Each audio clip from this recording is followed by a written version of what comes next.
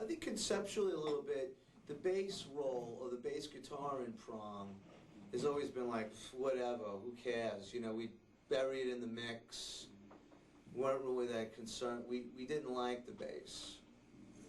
No one could play, get in the groove of what we were doing. Like one of my favorite guitar players is Geordie from Killing Joe.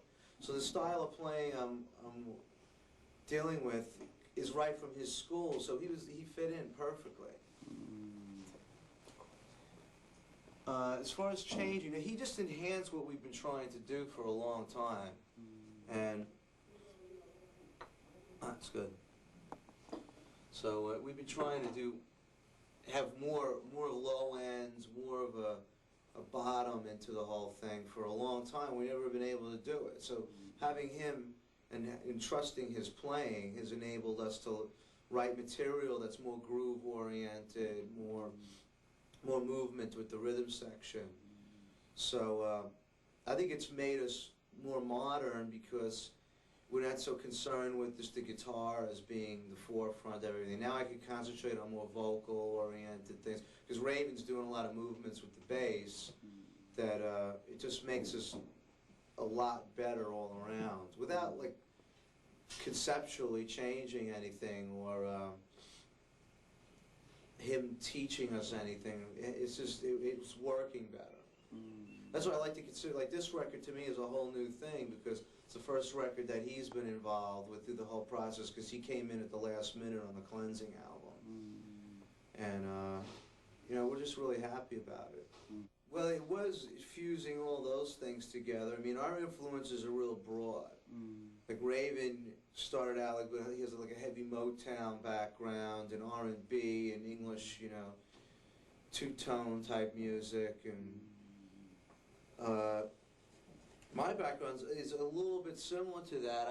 You know, before Prong, I mean, I have a heavy metal background too, as a bass player. But you know, I played a lot of different styles. You know, like disco cover bands, playing, you know, weddings and stuff, and you know, top 40 music. I always still like it a lot.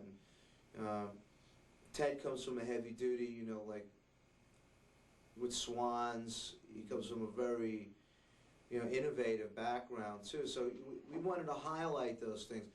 Well, thanks. I mean, I think it's very unique, and I think that it's different, and I think you have to do that. I mean, I hate being in a formula band or just doing the same thing each record, and people expect a certain amount of change with the group. Our fans do, so we allowed ourselves that benefit and that luxury to be able to change per record and just staying with the times a bit. I mean, there's nothing wrong with that. I won't say, you know, that I'm.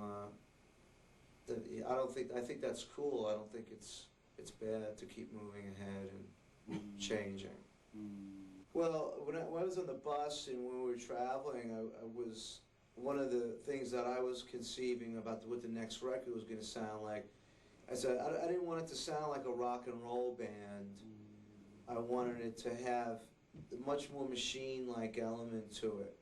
So I'm sure some of these songs, if they were played differently, if there was a different arrangement, if there was a more organic drum sound, etc., it may have had that inkling to the past more. You know, it's just a sonic thing, I think, really. But because I think a lot of what Ted does still, if it was on a more organic drum sound, it may come across as being more retro, but sort of disguised it a bit, possibly. I see. Yeah. Well, now we have the Orb has done remixes of the song "Rude Awakening." Oh, this time? Yeah. And I mean, he's like the name in techno, you know, trance, ambient, whatever. Combining it all, and we're really happy with the remixes on that. I like when we pick people who do the remixes.